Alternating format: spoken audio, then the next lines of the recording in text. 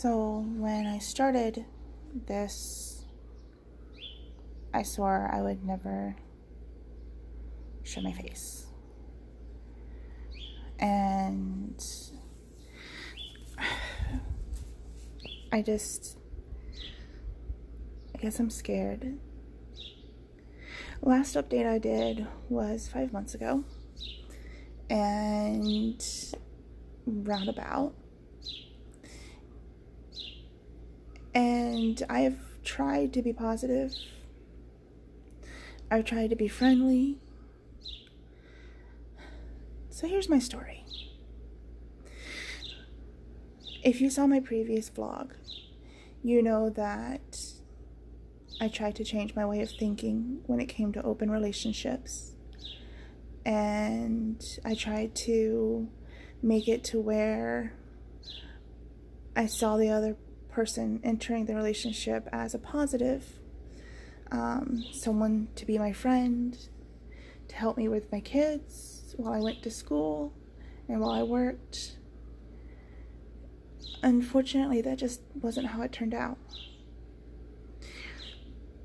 She started hitting me. And it was just little things, little shoves, grabbing my hair, telling me that I was worthless and that I just needed to leave. She told me that she would turn him against me and make sure that he would never want to be with me again. And I thought it was just the jealousy speaking, because they had been in a relationship for off again, on again, over 30 years ago. They broke up. Neither one of them remember why or the situation around the breakup. But they did. And fast forward 30 plus years later, and they're wanting to give it a second chance. They fight all the time. Every day it seems like there's an argument or a fight, but it always winds up with them having sex. So I don't know if they just fight, get it out of their system, or if the fighting and arguing is what they use to get themselves in the mood. I know that I never wanted to cause him strife, so I never would argue or fight. I always did whatever he wanted. No matter what it was, I always said yes. And in the beginning, she was like, I don't think this is going to work. He's too headstrong. He wants me to be like you. He wants me to be submissive, and I can't be submissive, and it hurts when he has sex with me, and he's too big, and I can't do this. And I tried to be friendly, and I tried to encourage her. I honestly just tried to encourage her. Even though she was hitting me, even though she was saying all this stuff to me, I thought it was just jealousy. I thought it would blow over. But it didn't.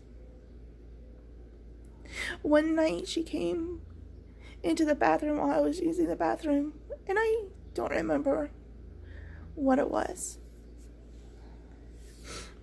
But she left scars on me, and I don't know if you can see it, but she left scars on me. She gave me a black eye. And there I am, bleeding, trying not to cry. And he tells me that he can't sleep, so he's going to go lay in with her. And they start having sex, and it hurts.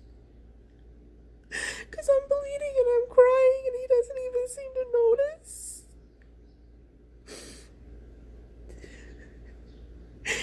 They come out, and I couldn't sleep. I couldn't go back to sleep. I couldn't do anything except just sit there and cry. And I show him what she did. And I tell him what all she's been saying to me. What all she's been doing.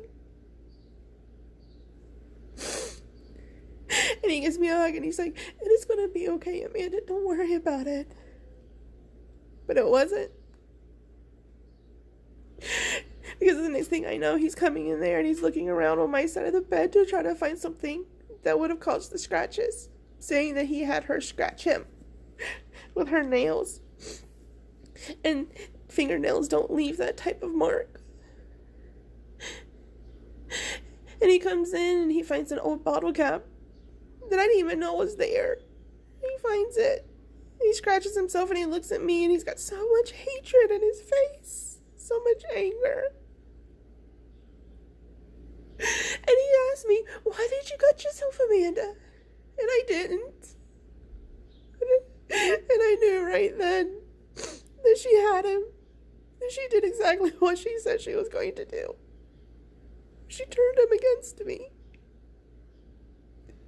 And it didn't matter what I said or what happened. It didn't matter what I recorded. I had audio of her threatening me and her hitting me. I had text messages of her threatening me and my kids, and none of it mattered.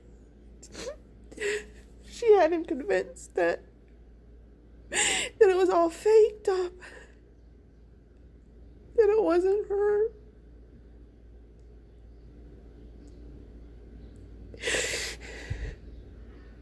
He tells me, "Amanda, you need to do whatever you feel like is necessary to protect yourself."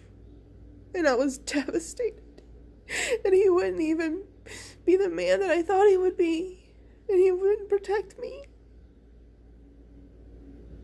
And that I had to do it myself. So I went to the police to ask what I should do. And they told me to take a restraining order out against her. And they did all the paperwork. They did everything. All I had to do was just sign a paper stating that it was true, and it was true. I wouldn't lie. But next thing I know, he's telling me that she's lost her job, one of her contracts that was a major contract that allowed her to make over $40,000 a year. And he tells me that I need to get the restraining order lifted, or else I'm going to have to find a new place come January, or a roommate to help me with the bills for our home. The home we chose together. The home that was supposed to be for us. Because he would leave and go live with her at the end of January. So I begged him, "Please don't do this. I'll fix it." And I lied to a judge. And I admit I committed perjury to get the restraining order lifted. And he moved her back in. But before he moved her back in, he told me we were done. That we weren't in a relationship anymore. That he was going to be with her. And that I needed to move on and find someone else to be happy with. But I didn't want anybody else, and I still don't want anybody else. Being with him makes me happy. Being with him made me happy. And I don't want to spend the rest of my life alone. But when he broke up with me, it was like the straw that broke the camel's back. Everything. His lying, his betrayal, his unwillingness to protect me, his favoritism of her over me. All of it just seemed to come crashing down, and I couldn't take it. And I caved. I fight every day with depression. I fight the demons in my head every night to not give up. But that night I couldn't fight anymore. And I overdosed on pills. But apparently I failed at that too. Because I'm still here.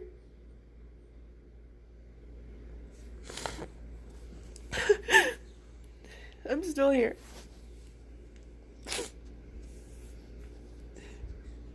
But he told me that I needed to move on. And everything I tried. I joined Tinder for all of 3 hours. All of 3 hours. And I had someone who's like, I'll take you out for pizza and I'll help you. I'll put a smile on your face. We'll joke around and get to know each other. I want to come see you. And being the depressed idiot that I was, I said, okay. I didn't know what he wanted. I just knew I was hurt.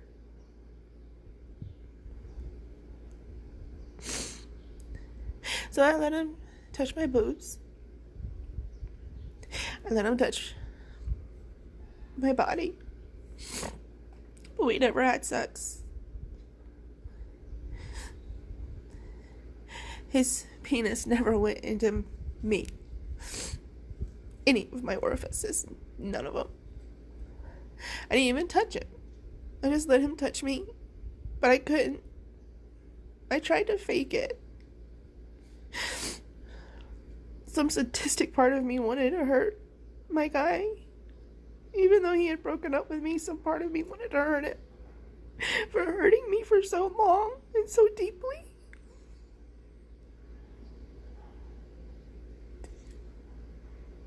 He told me I was dead to him. That he never wanted to see me again. Not the Tinder date. The Tinder date was like, oh no, I understand completely. When I told him I couldn't do it. My guy, Dave.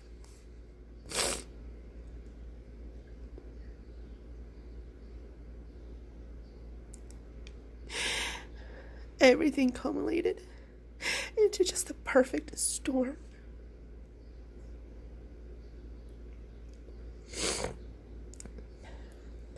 He moved out of the bedroom. My mom moved out. He took over my mother's room. She was living with us. He took over my mother's room and kicked me out of his life, out of his bed. During the month that she was gone, we had sex twice. Both times he kept saying, we can't do this. You can't let her know. And I haven't told her. And I know he hasn't told her. Because she's still under the assumption that we never had sex while she was gone. He keeps telling her that we never did, but it was twice that we did.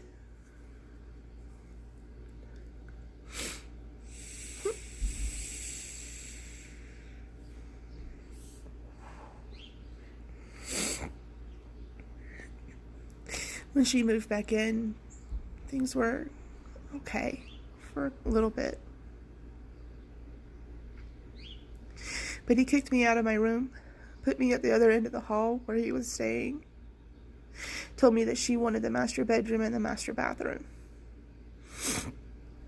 Said that she wanted it to be a house rule that if the doors were closed, that people were to assume that they were having sex and to not bother them. And they keep the doors closed all the time. Doors are never open. Not from them.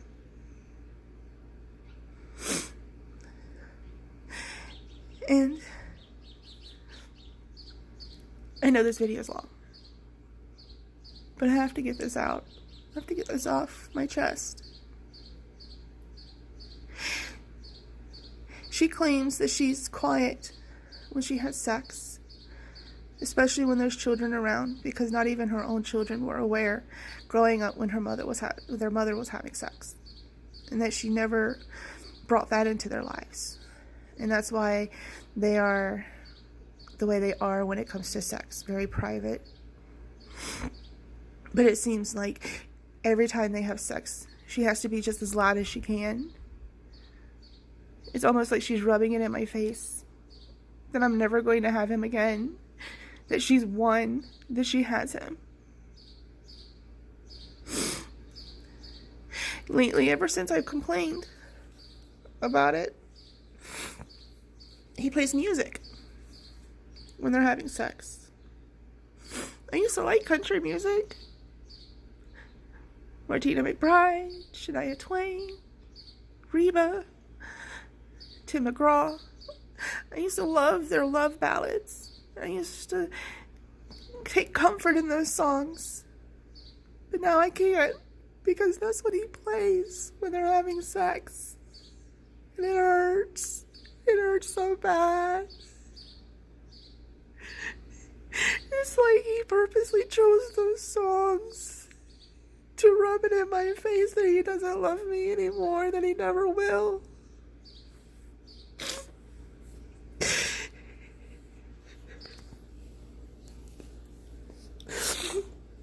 And I've tried to stay out of the way. I tried to make myself as small as possible. But there's stuff going on and he won't talk to me. I don't know what's going on. What I do know is he comes home every night from work and they have sex until supper's ready. And lately, he's been refusing to come downstairs to eat with me or the kids because she gets pissed off that he's choosing his family over her. That's her way of putting it. That he's choosing his family over her. So to make her happy, he doesn't eat with us. He doesn't come downstairs. With the coronavirus and the travel ban, I got so pissed off at them. Her youngest daughter just turned 18, and she's been living on the streets. She claims she's not been around anyone. She's just been living on the streets by herself. And she went to go get her daughter from Reno. She traveled 12 hours there and back to get her. Not caring about the fact that I have 2 asthmatic children at home. Not caring that my children are at risk. Not caring that she was putting my children at risk. She went and got her daughter and brought her to the house, exposing my children to the possible coronavirus. And it sucks because he comes home. And they leave together to take her youngest daughter to her family in Iowa. And neither one of them show any care or consideration that they are ignoring the travel bans. And they're putting my children at risk. And it's like it doesn't even matter.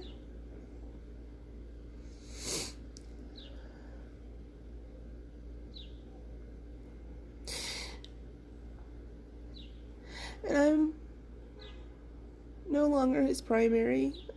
He doesn't love me anymore. If he did, he wouldn't do all of this.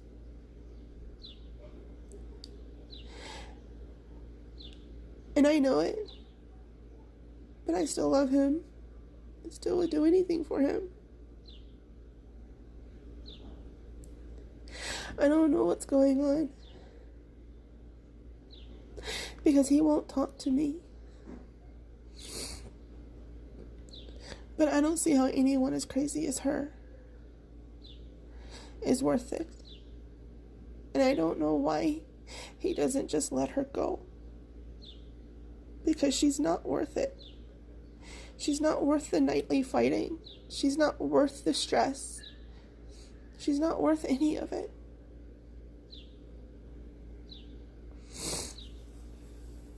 My time is up.